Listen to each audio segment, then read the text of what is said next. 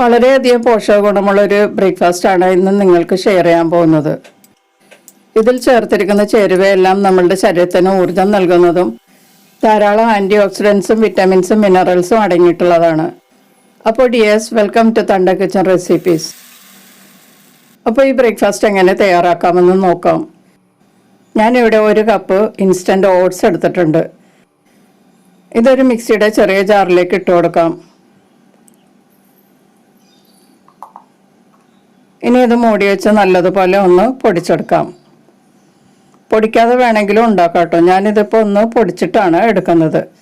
ഇത് റോസ്റ്റ് ചെയ്യേണ്ട ആവശ്യമൊന്നുമില്ല. ഞാനിത് നന്നായിട്ട് പൊടിച്ചെടുത്തിട്ടുണ്ട്. ചെറിയ തരിയോടുകൂടിയാണ് പൊടിച്ചെടുത്തിരിക്കുന്നത്. ഇത് നമുക്കൊരു ബൗളിലേക്ക് ഇട്ട് കൊടുക്കാം.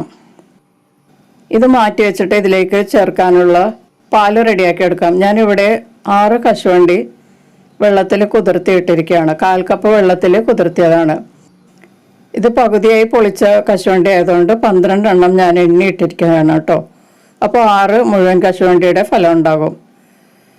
ഇത് 2 പേർക്കുള്ള ബ്രേക്ക്ഫാസ്റ്റാണ് ഞാൻ തയ്യാറാക്കുന്നത്. അപ്പോൾ 6 കശുവണ്ടി എടുത്താലും ഒരാൾക്ക് 3 കശുവണ്ടി എന്ന കണക്കിലാണ് എടുത്തിരിക്കുന്നത്. ഇതൊന്ന് നല്ലതുപോലെ നമുക്ക് അരച്ചെടുക്കാം. ഞാനത് നല്ലതുപോലെ അരച്ചിട്ടുണ്ട്. 1/4 കപ്പ് വെള്ളത്തിലാണ് കേട്ടോ ഇത് അരച്ചെടുത്തത്. ഇനി ഈ ജാറൊന്ന് ചുറ്റിച്ച് ഇതിലേക്ക് ചേർക്കാം. അതിനുവേണ്ടി ഞാൻ 1/4 കപ്പ് വെള്ളം ഇതിലേക്ക് ഒഴിക്കുന്നുണ്ട്. ഈ കപ്പിൽ 1/4 കപ്പ് വെള്ളമാണ് കുതിർത്തി നമ്മൾ അരച്ചത്. അപ്പോൾ മൊത്തത്തിൽ ഇപ്പോൾ 1/2 കപ്പ് വെള്ളം ഇതിലേക്ക് ചേർത്തിട്ടുണ്ട്. ഇനി 1/2 കപ്പ് വെള്ളവും കൂടി ഇതിലേക്ക് ചേർത്തിട്ട് നമുക്ക് മാറ്റി വയ്ക്കാം. ഇപ്പോൾ ഈ ബൗളിലിരിക്കുന്നത് 1 കപ്പ് കശുവണ്ടി പാലാണ്. ഇനി നമുക്ക് പൊടിച്ച് വെച്ചിരിക്കുന്ന ഓട്സിലേക്ക് ഈ പാല് ചേർത്തൊന്ന് മിക്സ് ചെയ്യാം. ആദ്യം പകുതി ചേർത്ത് നമുക്കൊന്ന് മിക്സ് ചെയ്യാം. കശുവണ്ടി പാലിന് പകരം നിങ്ങൾക്ക് പശുവിൻ പാലോ അല്ലെങ്കിൽ സോയാബീൻ മിൽക്കോ ഉപയോഗിക്കാം. അല്ലെങ്കിൽ നമുക്ക് തേങ്ങാപ്പാലും ഉപയോഗിക്കാം കേട്ടോ. തേങ്ങയും തേങ്ങാപ്പാലും ഉപയോഗിക്കാൻ പറ്റാത്തവർക്ക് സോയാബീൻ പാലോ അല്ലെങ്കിൽ ഇതുപോലെ കശുവണ്ടി പാലോ ഉപയോഗിക്കാം. ഇപ്പം ഞാൻ ആ 1 കപ്പ് പാലും ചേർത്ത് നല്ലതുപോലെ മിക്സ് ചെയ്തിട്ടുണ്ട്. ഇത് ഇത്തിരി കുറച്ച് ലൂസായിട്ടാണ് ഇരിക്കുന്നത്. ഇത് നമുക്ക് 10 മിനിറ്റ് ഒന്ന് മൂടി വെച്ച് റെസ്റ്റ് ചെയ്യാം. അപ്പോൾ ഇത് കുറച്ചുകൂടി തിക്കാകും. ഈ സമയത്ത് ഒരു ബൗളിലേക്ക് നമുക്ക് 3 മുട്ട പൊട്ടിച്ച് ചേർക്കാം. മുട്ടയുടെ അളവ് നിങ്ങളുടെ ഇഷ്ടത്തിനനുസരിച്ച് എടുക്കാം കേട്ടോ. ഞാനിപ്പോൾ 3 എണ്ണം എടുത്തിട്ടുണ്ട്. 2 എണ്ണമോ അല്ലെങ്കിൽ 1 എണ്ണമോ ചേർത്തുണ്ടാക്കിയാലും കുഴപ്പമൊന്നുമില്ല. ഇതിലേക്ക് 1/4 ടീസ്പൂൺ വലിയ ജീരകത്തിൻ്റെ പൊടി ചേർത്ത് ഒന്ന് ബീറ്റ് ചെയ്തെടുക്കാം. വലിയ ജീരകത്തിൻ്റെ പൊടി ചേർത്താൽ മുട്ടയുടെ ആ ചീത്ത മണമൊക്കെ ഒന്ന് മാറിക്കിട്ടും. നമ്മളുണ്ടാക്കാൻ പോണ ഈ പാൻ കേക്കിന് നല്ല സ്മെല്ലും രുചിയുമായിരിക്കും. അപ്പോൾ മുട്ട ബീറ്റ് ചെയ്ത് നമുക്ക് മാറ്റി വെച്ചതിന് ശേഷം വേറൊരു ബൗളിലേക്ക് കുറച്ച് വെജിറ്റബിൾസ് ചേർത്ത് കൊടുക്കാം. ഒരു മീഡിയം സവാളയുടെ പകുതി ചെറുതായി കട്ട് ചെയ്തത് ഞാനിപ്പോൾ ചേർത്തിട്ടുണ്ട്. ഇതിലേക്ക് 1 ടേബിൾ സ്പൂൺ അളവിൽ പൊടിയായി അരിഞ്ഞ ക്യാപ്സിക്കം ചേർത്ത് കൊടുത്തിട്ടുണ്ട്. ഇനി ഇതിലേക്ക് എരിവിനുള്ള 1 പച്ചമുളക് നല്ല നേരിയതായിട്ട് കട്ട് ചെയ്ത് ഇതിലേക്ക് ചേർക്കാം. ഇതിലേക്ക് 1/4 കപ്പ് അളവിൽ ഗ്രേറ്റ് ചെയ്ത ക്യാരറ്റ് ചേർത്ത് കൊടുക്കാം. ഇനി ഇതിലേക്ക് 1 മീഡിയം തക്കാളിയുടെ പകുതി ചെറുതായി കട്ട് ചെയ്തതും ചേർക്കാം. ഞാൻ ഇത്രയും വെജിറ്റബിൾസാണ് ചേർക്കുന്നത്. നിങ്ങൾക്ക് വേണമെങ്കിൽ കുറച്ചുകൂടി വെജിറ്റബിൾസ് നിങ്ങൾക്ക് ഇഷ്ടമുള്ളതൊക്കെ ചേർക്കാം. ഇനി ഇതിലേക്ക് ആവശ്യമായ ഉപ്പും കൂടി ചേർത്തിട്ട് ഒന്ന് കൈകൊണ്ട് നല്ലതുപോലെ തിരുമ്മി കുഴച്ചെടുക്കാം. അല്ലെങ്കിൽ നമുക്ക് ഈ വെജിറ്റബിൾ എല്ലാം കൂടി കുറച്ച് എണ്ണയിൽ ഒന്ന് വാട്ടിയെടുത്താലും മതി. ഞാൻ ഈ വെജിറ്റബിൾസ് കൈകൊണ്ട് നല്ലതുപോലെ ഞെരടി സോഫ്റ്റാക്കിയാണ് എടുക്കുന്നത്. ഞാനിതിലേക്ക് ചേർത്ത ഉപ്പ് മൊത്തത്തിൽ ആവശ്യമുള്ള ഉപ്പായിട്ടാണ് കേട്ടോ ചേർത്തിരിക്കുന്നത്. നിങ്ങൾക്ക് വേണമെങ്കിൽ കുറേശ്ശെ ആയിട്ട് ചേർക്കാം. ആദ്യം വെജിറ്റബിളിന് വേണ്ടത് മാത്രം ചേർക്കുക. അതിനുശേഷം അവസാനം നമുക്ക് ആവശ്യമുള്ളതും കൂടി ചേർത്തെടുക്കാം.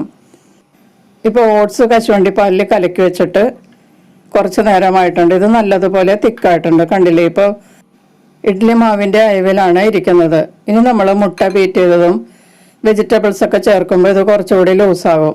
നമുക്ക് ആ തിരുമ്മി വെച്ചിരിക്കുന്ന വെജിറ്റബിൾസ് ചേർത്ത് കൊടുക്കാം. ഈ വീഡിയോ കണ്ടുകൊണ്ടിരിക്കുമ്പോൾ നിങ്ങൾക്ക് ഇഷ്ടമാകുകയാണെങ്കിൽ മറക്കാതെ ഒന്ന് ലൈക്ക് ചെയ്യുക. സബ്സ്ക്രൈബ് ചെയ്ത് ചാനലൊന്ന് സപ്പോർട്ട് ചെയ്യുകയും ചെയ്യണേ. പിന്നെ എൻ്റെ അടുത്ത വീഡിയോസൊക്കെ വേഗത്തിൽ ലഭിക്കാൻ വേണ്ടി ആ ബെല്ലൈക്കണും കൂടി ഒന്ന് പ്രസ് ചെയ്തേക്കാം. വെജിറ്റബിൾ എല്ലാം ചേർത്തതിന് ശേഷം ഇതിലേക്ക് കുറച്ച് മല്ലിയില ചെറുതായി കട്ട് ചെയ്തത് ചേർത്ത് ഒന്ന് നല്ലതുപോലെ എല്ലാം കൂടി മിക്സ് ചെയ്ത് കൊടുക്കാം.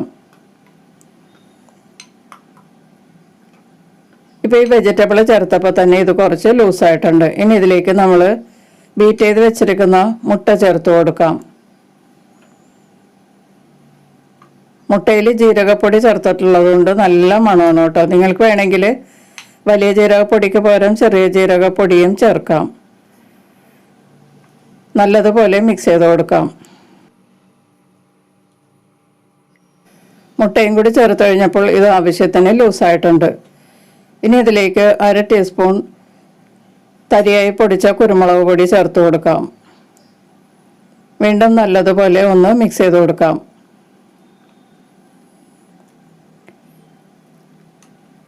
ഇപ്പോൾ ഓട്സ് കൊണ്ടുള്ള പാൻ കേക്ക് റെഡിയാക്കാനുള്ള ബാറ്റർ റെഡി ആയിട്ടുണ്ട്. ഇത് വേണമെങ്കിൽ ഓട്സ് ഓംലെറ്റ് ഒന്നും വേണമെങ്കിൽ പറയാം കേട്ടോ. ഇനി ഒരു ഫ്രൈങ് പാൻ ചൂടാക്കി അതിലേക്ക് കുറച്ച് എണ്ണ തടവി കൊടുക്കാം. നിങ്ങൾക്ക് വേണമെങ്കിൽ ബട്ടറോ ഗീയോ ഉപയോഗിക്കാം. ഞാനിപ്പോൾ റിഫൈൻഡ് ഓയിലാണ് ഉപയോഗിച്ചിരിക്കുന്നത്. ഇനി ഇതിലേക്ക് നമ്മൾ തയ്യാറാക്കി വെച്ചിരിക്കുന്ന ഓട്സിൻ്റെ ബാറ്റർ കുറേശ്ശെ ഇതിലേക്ക് ഒഴിച്ചു കൊടുക്കാം. തയ്യാറാക്കിയ ബാറ്ററിൻ്റെ പകുതി ഇതിലേക്ക് ഒഴിക്കാം. 2 എണ്ണമാണ് ഞാൻ ഉണ്ടാക്കാൻ പോകുന്നത് കേട്ടോ. 2 പേർക്ക് ആവശ്യമുള്ളതാണ് ഇപ്പോൾ ഈ അളവിൽ തയ്യാറാക്കിയാൽ ഉണ്ടാക്കാൻ പറ്റുന്നത്. അതുകൊണ്ട് പകുതി ബാറ്ററി ഞാൻ ഇതിലേക്ക് ഒഴിച്ചിട്ടുണ്ട്. ഇനി ഈ ബ്രഷ് കൊണ്ട് തന്നെ കുറച്ച് ഓയിൽ നമുക്ക് ചേർത്ത് കൊടുക്കാം. അതിനുശേഷം മൂടി വെച്ച് മീഡിയം ഹീറ്റിൽ 3 മിനിറ്റ് വേവിക്കാം. നമ്മൾ ബാറ്റർ ഒഴിക്കുമ്പോൾ ലോ ഫ്ലെയിമിലോട്ട് മാറ്റിയിട്ട് വേണം ഒഴിക്കാൻ കേട്ടോ. പാൻ നന്നായിട്ട് ചൂടാക്കിയതിന് ശേഷം ലോ ഫ്ലെയിമിലോട്ട് മാറ്റിയിട്ട് ബാറ്റർ ഒഴിക്കുക. അതിനുശേഷം മീഡിയം ഹീറ്റിൽ 3 മിനിറ്റ് വേവിക്കുക. 3 മിനിറ്റിന് ശേഷം തുറന്ന് ഒരു സ്പാച്ചില വെച്ച് ഈ പാൻ കേക്കിൻ്റെ അരികൊക്കെ ഒന്ന് വെടിവെച്ച് കൊടുക്കുക. പിന്നെ ഇതുപോലെ ഒരു മൂടിപ്പാത്രം എണ്ണ തടവിയതിന് ശേഷം ഇതിൻ്റെ മീതെ വെച്ച് മറിച്ചിട്ടിട്ട് നമുക്ക് തിരിച്ചിടാം. നമ്മൾ സ്പൂൺ കൊണ്ട് മറിച്ചിടുമ്പോൾ ഇത് പൊട്ടിപ്പോകാനുള്ള സാധ്യതയുണ്ട്. കുറച്ച് കട്ടിയിലുമാണ്. അത് തന്നെയല്ല ഓട്സ് വളരെ സോഫ്റ്റാണ്. പിന്നെ മുട്ടയും അതുപോലെ തന്നെ സോഫ്റ്റാണ്. പിന്നെ ധാരാളം വെജിറ്റബിൾ ചേർത്തിട്ടുള്ളത് കൊണ്ട് മറിച്ചിടുമ്പോൾ ഇത് പൊട്ടിപ്പോകാതിരിക്കാൻ നമ്മളൊരു ലിഡ് ഉപയോഗിച്ച് തിരിച്ചിടുക. എന്നിട്ട് വേണമെങ്കിൽ കുറച്ച് എണ്ണ തടവി കൊടുക്കാം. ഇനി മൂടി വെച്ച് 2 മിനിറ്റ് ഒന്ന് വേവിക്കാം. മീഡിയം ഹീറ്റിൽ തന്നെയാണ് വേവിക്കേണ്ടത്. ഇനി പാനിൽ നിന്ന് എടുക്കാനും നമ്മൾ ഇതുപോലെ ഒരു ലിഡ് ഉപയോഗിച്ചിട്ട് എടുക്കുക. ലിഡിലോട്ട് മാറ്റിയതിന് ശേഷം സെർവിങ് പ്ലേറ്റിലോട്ട് മാറ്റാം. അപ്പം ഞാൻ ഒരെണ്ണം റെഡിയാക്കി എടുത്തിട്ടുണ്ട്. ഇതുപോലെ തന്നെ അടുത്തതും റെഡിയാക്കി എടുക്കാം. അതിനുവേണ്ടി പാനിലേക്ക് എണ്ണ തടവിയതിന് ശേഷം ബാക്കിയുള്ള ബാറ്റർ ഇതിലേക്ക് ഒഴിച്ചു കൊടുക്കാം.